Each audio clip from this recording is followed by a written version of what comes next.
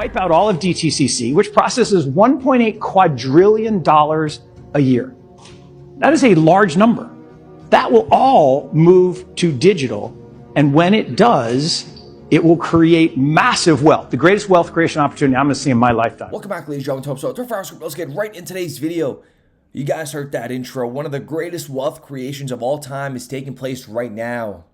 And he's talking about wiping out the DTCC that's processing over $1.9 trillion and it being tokenized. Welcome back to another episode. This is going to be an eye-opener for a lot of you.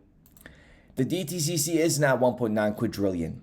As of 2022, they are at $2.5 quadrillion, which means it's about $200 trillion a month that they are processing. And when we go into the historical snapshots for XRP, this is when it reached $3.37 back in 2018. The market cap alone was $130 billion with a volume of $2.3 billion, which is absolutely peanuts. You guys know how much money gets moved across the world. It's not just about cross-border payments. It's about anything with value. I mean, just take a listen to what he says here. Every stock, every bond, every currency, every commodity, every piece of art, every bottle of fine wine, every collectible car, every piece of real estate, every private business, everything of value in the world will eventually be a token. This adoption of technology, this evolution, it's not a revolution, it's an evolution of technology, that everything of value will be a token on a blockchain. Not a coin, not a thing. It's literally a line item on a public ledger. Everything of value will be that.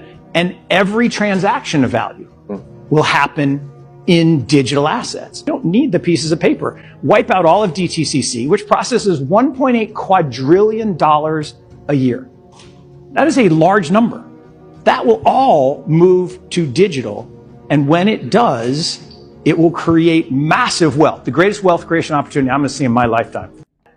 Everything is being tokenized, and that is why they made it very clear in the global summit that they're ditching the old infrastructure, and it was right in front of people's faces, but they still don't see it. I think we are on the brink of a dramatic change where we are about to, and I'll say this boldly, we're about to abandon the traditional system of money and accounting and introduce a new one. And the new accounting is what we call blockchain. And even when we reached $1.18 back in 2021, we had a market cap of $56 billion and a volume of $2.2 billion. Again, it is such peanuts to what we're actually about to witness, with daily volumes reaching up to trillions of dollars, given the right system is chosen and the right system can scale. Okay, let me know what you guys think in the comments down below. And why hasn't a US bank used XRP yet? Because they don't want to get burned by the SEC. We very well know that the SEC will come out of nowhere and hand out fines. And from a banker's perspective, that totally makes sense. They're waiting until everything is set and done and regulation is provided within the United States. And once that happens, folks, things are about to get extremely, extremely fascinating for XRP holders. And we're talking about Bitcoin and BlackRock getting into it. It looks like they're going to be owning a lot of Bitcoin. Talked about a centralized system where a multi-trillion-dollar asset company is about to come up and scoop up so much Bitcoin that the maxis are going to be crying. Because a lot of people complained about Ripple holding on to XRP, but now you have a centralized institution, BlackRock, an investment firm, about to go in with their friends and just gobble up all the Bitcoins, and manipulation at that point is very, very real. And now let's get into what Garlinghouse says here. And even with the SEC case, I mean, we have U.S. banks as customers, and I've talked to them post the SEC case, and I'd say, okay, so great, now we have a product called on-demand liquidity, which uses XRP.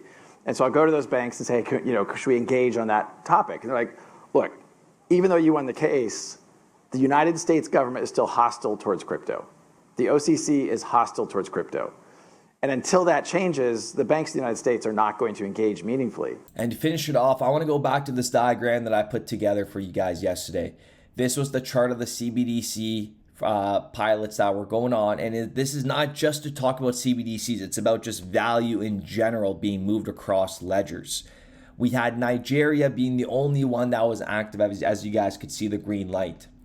But listen to what Dilip Rayo says here, because this goes hand in hand with this diagram about just everybody using it. So the convergence that we see coming in the next phase is for banks to have an option to say, do I want to use XRP? So instead of the German bank holding Turkish lira, they could say, Akbank, are you able to accept XRP and give me Turkish lira? Here's 100 lira worth of XRP.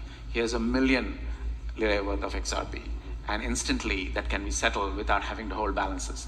So that's the holy grail. That's the ultimate end goal that we're aiming for.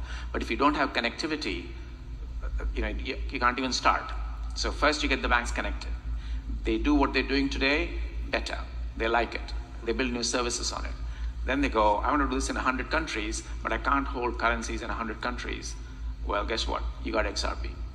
So it's a phase strategy, but that's the way banking works. And the video that we uploaded the other day, we mentioned that this is an interconnected payment system. You can't have one country using XRP and another country using XRP.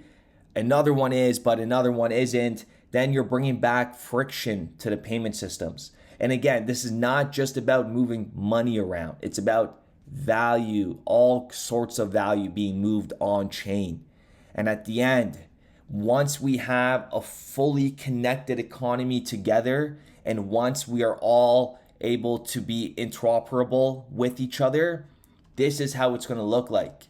This is once the new system is implemented and it's rolled out.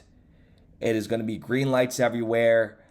Money being moved, like just sending email, value being moved, same day stock settlements. We are just about to see one of the most interesting things happen in this financial infrastructure, and we are about to live through it.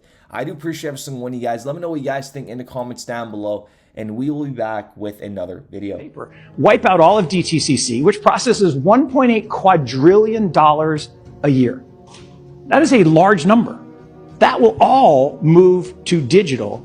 And when it does, it will create massive wealth, the greatest wealth creation opportunity I'm going to see in my life. We started building RippleNet with the thesis that crypto liquidity would eventually be able to support robust global payments, large payments.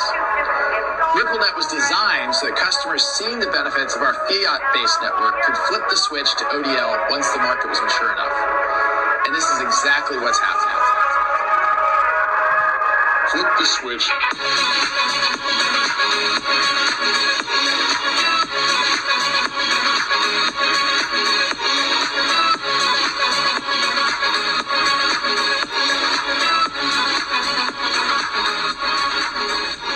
I think what we're building has, it's solving a real problem.